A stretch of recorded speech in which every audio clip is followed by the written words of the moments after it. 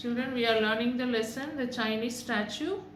We stopped there in page number 62, the first paragraph.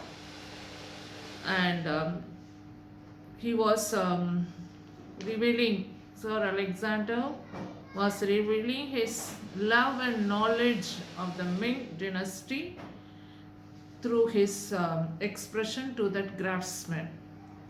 The last three lines of that first paragraph, let me read and then I explain. The little craftsman's face lit up with his discovery, and he turned to the Mandarin and in a hushed voice made a request. The Mandarin nodded his agreement and translated. And the little craftsman could understand the love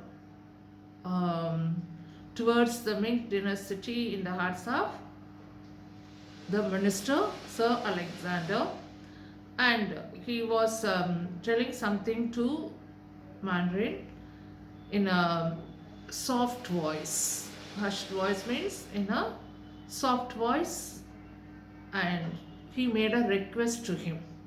And immediately, the Mandarin, who was standing as an interpreter, translated what he said to Sir Alexander.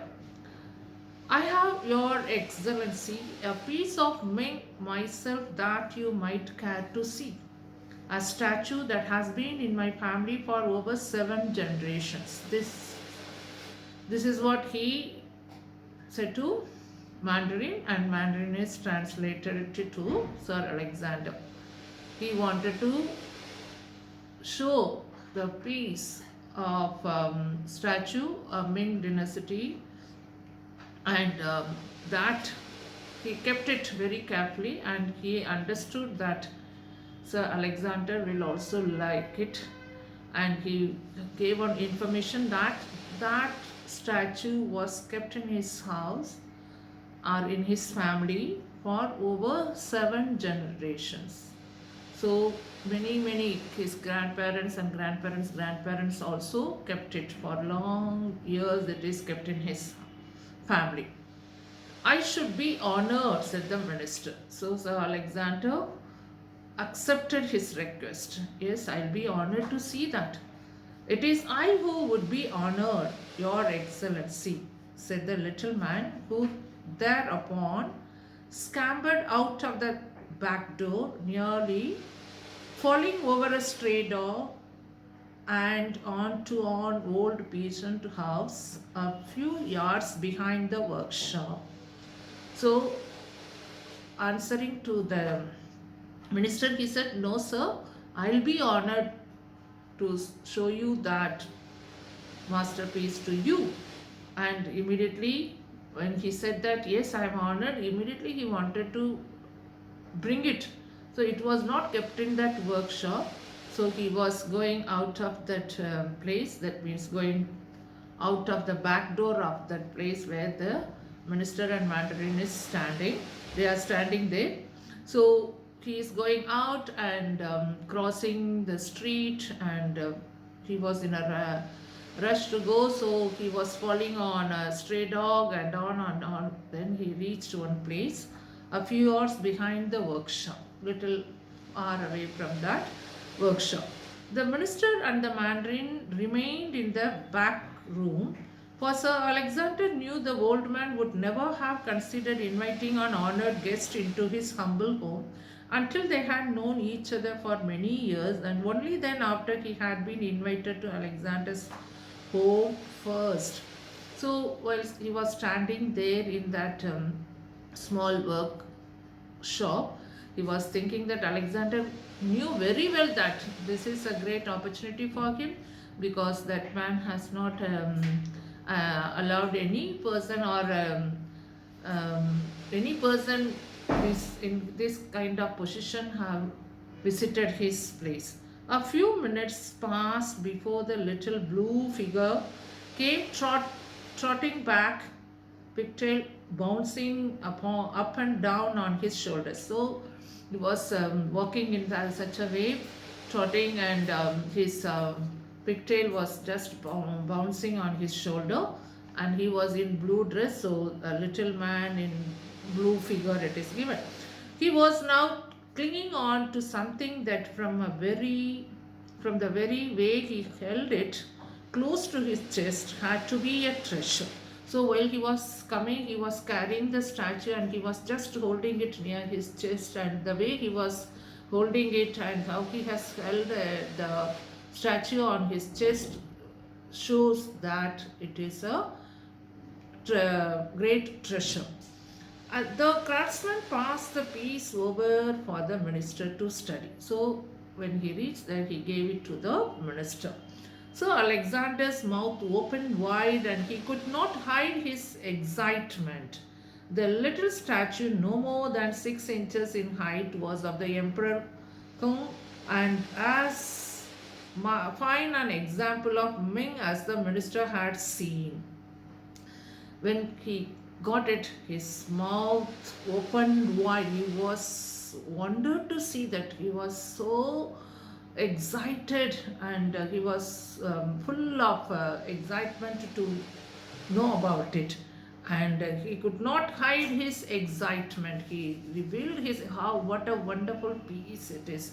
He was learning about Ming dynasty for years away from China. So when he was away from China, when he was not in China, he was having that enthusiasm and interest to know about it. So now when he has got that, excitement could be seen on his face. The little statue, no more than 6 inches, it is only of 6 inches height, was the Emperor Kung and as fine an example of the Ming as the minister had seen. So whatever he has registered in his mind, the imagination, what he has perceived from the reading or in the pictures, what he has seen in the different books, the same figure he could see there. So Alexander felt confident that the maker was the great Penku who had been patronized by the emperor, so that the date must have been around the turn of the 15th century. So while he was holding it and watching it and observing it, he could understand that this statue is made long time before, that means in the 15th century, by a very good craftsman. So Penku is a man who makes the thin and minute work. So he had been kept in the emperor's court. That means there must be a person who was supported by the king himself. So a man who was in the king's palace and made this. So surely it had been done long time before, that is 15th century. The statue's only blemish was there was something lacking. Something spoiled the work. What is that? Was that the ivory base on which such pieces usually rest was missing. So the statue was without the base. So always the statue will be kept on a ivory base. So that base is missing. So without the base, the statue was. That means it cannot stand, or you cannot keep it erect, and it cannot stand straight. Without the base, it cannot. And a small stick protruded from the bottom of the imperial robes. So below that statue, there is a stick to be stick into that was seen. But in the eyes of Sir Alexander, nothing could detract from its overall beauty. So though it is not having that ivory base and it is incomplete like that, it cannot be kept erect like that. Even then his admiration towards that statue is not lacking. Although the craftsman's lips did not move, his eyes glowed with the pleasure his guest evinced as he studied the ivory emperor. So the way that minister was overjoyed by seeing that small statue can make that craftsman be filled with pleasure, and his eyes were glowing like anything, because the guest could understand and could demonstrate the things, no, though. So he was so happy. You think the statue is good? So the way he was liking it, That craftsman put a question before the minister. You think the statue is good, or you think that this is a good statue? Asked the craftsman through the interpreter. It's magnificent, not only good, it is grand, it is magnificent, superb. The minister replied, quite magnificent, not simply magnificent, it is very, very good. And it is so good and so, what you can say, superb, and it is excellent. My own work is not worthy to stand by its side, added the craftsman humbly.